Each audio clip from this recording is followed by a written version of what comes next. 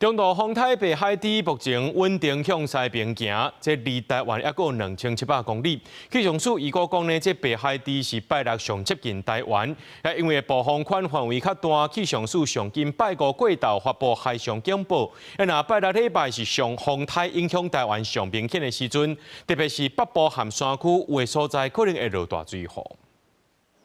天氣熱翕翕，拜一下晡點半左右，桃園出現38.8度的高溫，台北也有38度。氣象署表示，這兩天各地天氣攏是濟雲到好天，不過受到中度風颱北海豬外圍環流的影響，氣象署提醒，這禮拜刷落來的水汽是愈來愈濟。拜三開始，落雨的幾率也對咧增加。週三、週四，整個迎風面的水汽在增加。週五呢，颱風預估會來到琉球群島附近，整個西半部迎風面降雨幾率是明顯的增加。週末2天呢，預估還是在颱風最接近到台灣的時候，特別是北部地區及中部山區，要留意持續明顯的強降雨，可能會有大雨或局部豪雨的出現。氣象署指出，目前北海豬風颱離台灣2700公里遠，穩定向西邊行駛。按算禮拜行到日本琉球群島附近的時陣，會滑向北邊。雖然今麥也無法度確定伊未來的路線，不過因為伊的暴風圈範圍較大，